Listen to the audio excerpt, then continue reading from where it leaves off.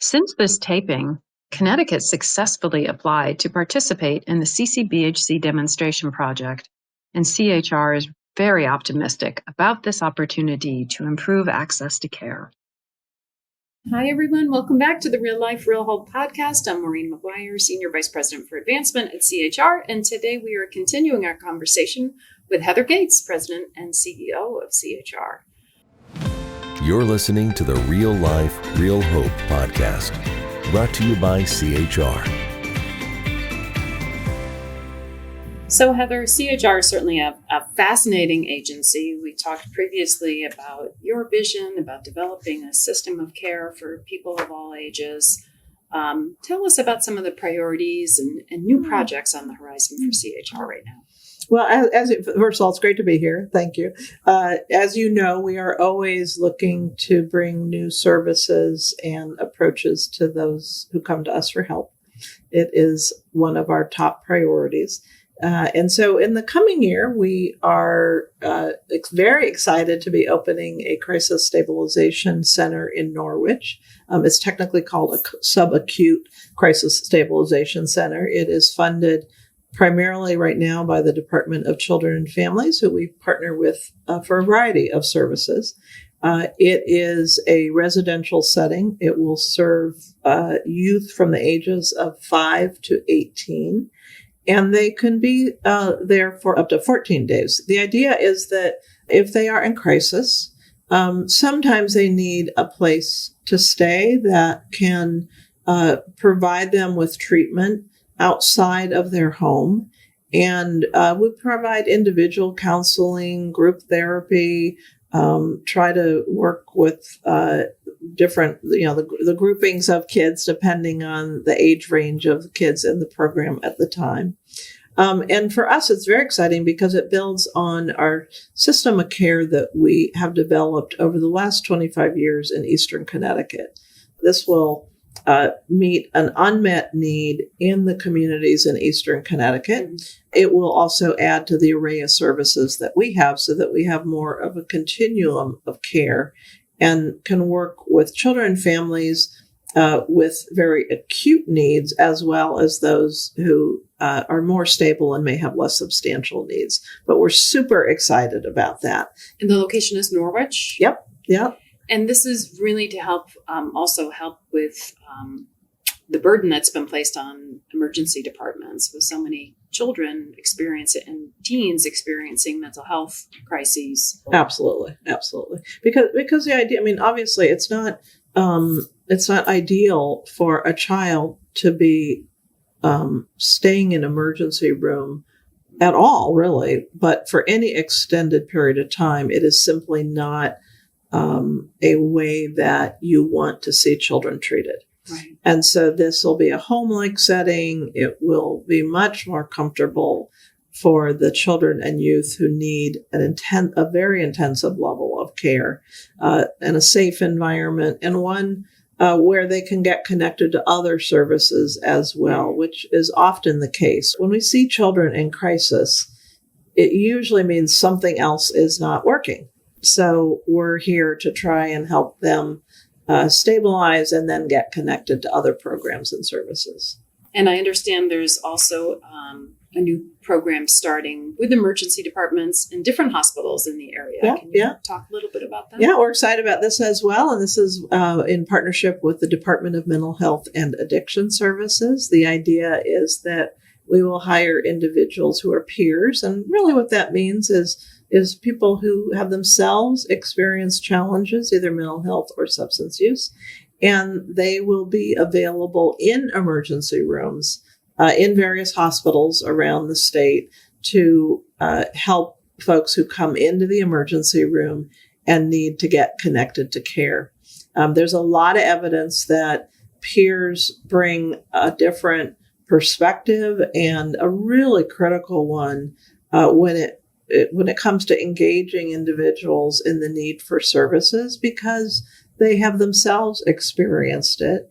And so it means that people are sometimes just more willing to talk to them and connect. So, Right. which is our goal. Right. We want to get people into the right service in the right place and at the right time.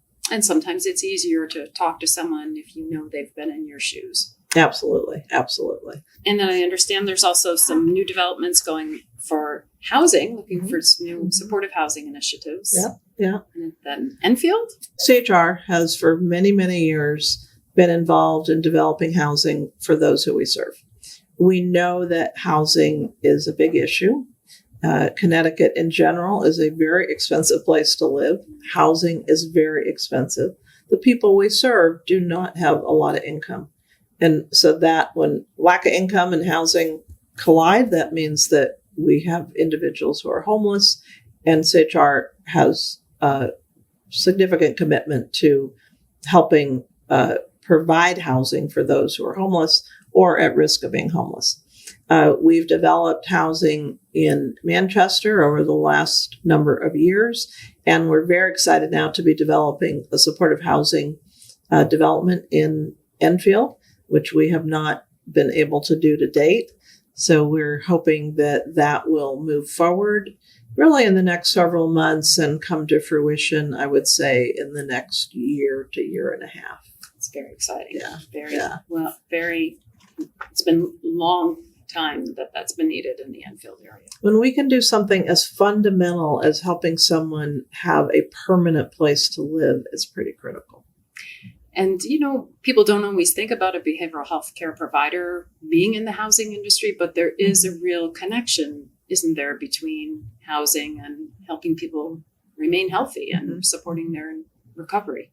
Yeah, I mean, we committed to being a housing developer now about 25 years ago after going through a pretty significant assessment strategically of what we needed to work on, hearing from the people we serve about what they needed, what was lacking, and housing kept coming up. And so at that time, we made the commitment that we were going to be part of the solution and get into the development of housing, which wasn't really our expertise at the time. But here we are and almost 25 years later, and I think we've done a great job with it. There's much, much more to do because it's such a critical need, but we will keep plugging away with it. And I understand CHR has just completed a community needs assessment. So once again, housing and other social determinants of health are popping up as very high priorities. Yeah, I mean, we tend to, we love using data to inform us about what is needed where. We know kind of intuitively what is needed, but it is always helpful to really do an in-depth analysis of that. And what that needs assessment told us is there's huge need in Eastern Connecticut. There's, of course, a need in Hartford, East Hartford. And what that means is we develop more services in those areas geographically, but we also think about what services are needed specific to certain communities and trying to make sure that our services are what individuals living in those communities need, because that varies across the areas of the state that we serve currently. And we use the needs assessment to inform us about what we need to do where, essentially. And then also to use that to advocate for resources, to talk to our various funding agencies about how they might want to reallocate resources to meet need in different areas. And it's always very critical to us to look at that data. And we do that periodically through our strategic planning process. And in this case, this was a very involved needs assessment process. Well, thank you for these updates. There's a lot going on at CHR, and we look forward to hearing more. There is. I feel like we just sort of touched the surface with some of these initiatives, considering how much we're involved with all the time. But these are some of the highlights. We'll definitely have you back to talk more about it. Great. Thank you. Thank you. This podcast is brought to you proudly by CHR, where real life meets real hope. Visit chrhealth.org to explore resources and services. Be sure to like and subscribe wherever you get your podcasts. Please rate and review and join the conversation on social media.